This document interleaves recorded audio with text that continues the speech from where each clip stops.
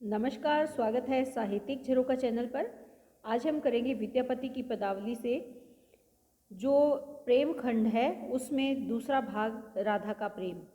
राधा के प्रेम में राधा अपने मन के भावों को अभिव्यक्त करती है। जो कृष्ण के प्रति प्रेम का भाव है वो अपनी सखी के सामने वो बताती है। तो आइए देखते हैं। अवनत आनन कए हम रहलूं बारल लोचन चोर। यहाँ पर राधा क्या कहती है कि जब कृष्ण मेरे सामने आ जाते हैं तो अवनत, अवनत यानी नीचे, आनंद मुख, आनंद क्या है, चेहरा या मुख, कए, कए यानी करके, हम रहीलू हूँ, मैं रहती हूँ, यानी जब कृष्ण सामने आ जाते हैं तो मैंने अपना चेहरा नीचे की ओर करके रखा, रहीलू हूँ नीचे की ओर करके रखा। बारल लोचन चोर, लेकिन जो मेरे नेत्र रूपी चोर हैं वो और उनको उधर देखने से क्या कर दिया, रोक दिया। बारल से तात्पर्य क्या है, रोकना। तो यहाँ पर राधा क्या कहना चाहती है कि कृष्ण से नज़र चुराकर वो उसे देखना चाहती है, परंतु फिर भी वो ऐसा नहीं कर सकी। जो उसके चोर नेत्र हैं वो कृष्ण को देखना चाहते हैं, लेकिन राधा ऐसा नहीं कर पाई। पिया मुख रुचि पीबे धावल, पिया मुख की प्रीतम श्री कृष्ण के मुख में रुचि, अर्थात उसका मुख सुंदर दिखाई दे रहा है और उस सुंदर मुख को देखने के समान धावल, धावल का मतलब दौड़ना, कैसे, जनी से चांद चकोर, जैसे चकोर चांद की ओर, चंद्रमा की ओर दौड़ पड़ता है, उसी प्रकार कृष्ण के सुंदर रूप में मेरी ऐसी रुचि हो गई है कि मैं उस चकोर की भांति, जैसे चकोर चांद को देखने के लिए दौड़ता है, उसी प्रकार से मैं कृष्ण को भी देखने के लिए व्याकुल हूँ या दौड़ पड़ती हूँ। ततहूँ से हट हटी मो आनल, ततहूँ उस पर भी, से हट यानी हट करके, हटी मो आनंद, मो से तात्पर्य क्या है, मेरे, आनल यानी नेत्र को, कि मेरे नेत्रों को मैंने वहाँ से हटाकर, उनके हट को दूर करके, हट पूर्वक उन्हें कहाँ, धैल चरणन राखी, धर लिए हैं कृष्ण के चरणों में, कि मैंने उनके सुंदर चेहरे से जिद करके, हट करके अपने नेत्रों को वहाँ से हटाया और कृष्ण के चरणों में लगा दिया, अर्थात वो कृष्ण के चरणों की ओर देखने लगी। मधुप मातल उड़े न पारे तैयो पसारे पांखी, और इससे मेरे नेत्रों की दशा कैसी हो गई, मधुप, मधुप क्या है, भंवरा, मेरे नेत्रों की दशा भी भंवरे के समान हो गई, जो मस्त हो गए हैं मीठे रस का पान करके। उड़े न पाए, और अब वो उड़ नहीं पा रहे हैं। तैयो पसारे पाखी, उन्होंने अपने पंख भी पसार रखे हैं, फैलाए रखे हैं, लेकिन वो उड़ने में असमर्थ है। कहने का भाव यहाँ पर क्या है कि राधा ने कृष्ण के मुख से अपने नेत्रों को हटा लिया और हटाकर वो चरणों की तरफ देखने लगी, लेकिन उसके जो नेत्र है वही मुख पर टिके हुए हैं। और वो कैसे टिके हुए हैं, जैसे एक मीठे रस का पान करके मस्त हो जाने वाला जो मधुप है या जो भ्रमर है, वो वहाँ से उड़ने का प्रयास तो करता है, लेकिन वो उसकी पाँख, फैली हुई पाँखें, पसरी हुई पाँखें वैसे ही रह जाती है, क्योंकि वो उसका मोह त्याग नहीं सकता। यहाँ पर विशेष की अगर बात करें तो माधुर्य गुण है, श्रृंगार रस का सुंदर प्रयोग हुआ है, लोचन चोर में रूपक अलंकार हैं, इसके साथ चांद चकोर, पिया मुख रुचि, चांद चकोर, यहाँ पर उपमा अलंकार बहुत सुंदर तरीके से इस्तेमाल किया गया है।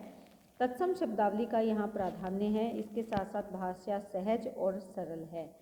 राधा के मन में प्रेम भाव है, रोमांच भी है, और उसकी काम भावना का प्रभावशाली चित्रण यहाँ पर हुआ है।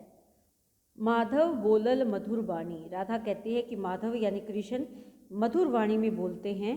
से सुनी मूंदू मोए कान, और उसे सुनते ही मैं अपने, मूंदू का मतलब होता है बंद कर लेना, मोए यानी मेरे कानों को मैंने बंद कर लिया है, यानी मैं कृष्ण की आवाज़ नहीं सुनना चाहती, उनकी मधुर वाणी नहीं सुनना चाहती।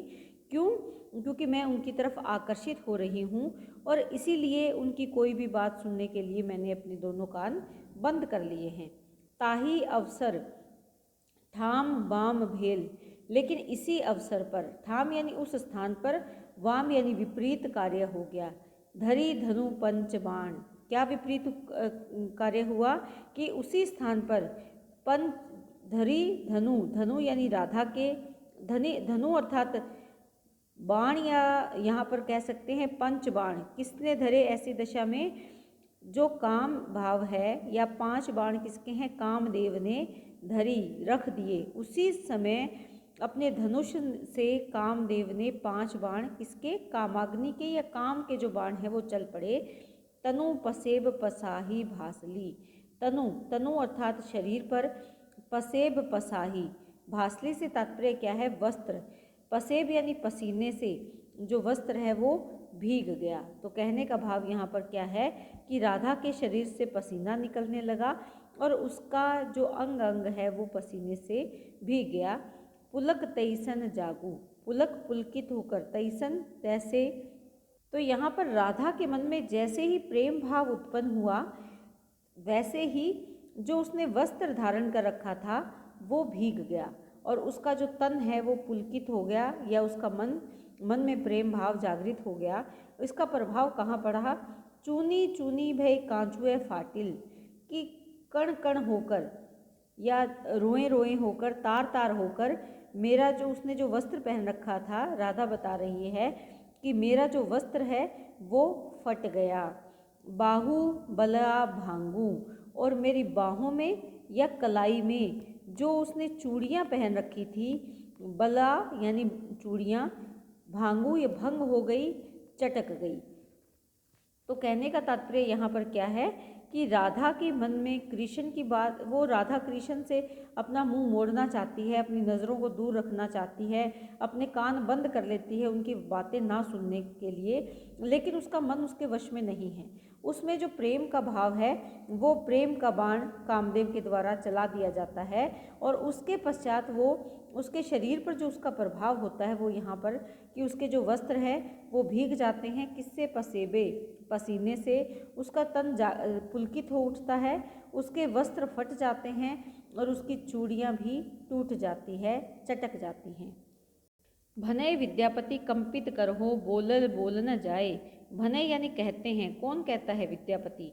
कंपित, कांपते हुए, जो राधा है उसके हाथ कांपने लगते हैं, कर यानी हाथ, कंपित हो कांपने लगते हैं, और बोलल बोल न जाए, और उसकी वाणी भी नहीं निकलती क्योंकि उसका मन पुलकित हो गया है, और बोलने पर भी उसकी वाणी व्यक्त वो नहीं कर पाती, बोला उससे नहीं जाता। राजा शिव सिंह रूप नारायण शाम सुंदर काए, राजा शिव सिंह जो रूप नारायण है निश्चय ही कृष्ण के समान, शाम यानी शाम के समान सुंदर काया वाले हैं। तो अंत में इन्होंने अपने राजा जो शिव सिंह है उनके बारे में यहाँ पर बताया है कि वो भी कृष्ण के समान ही सुंदर है।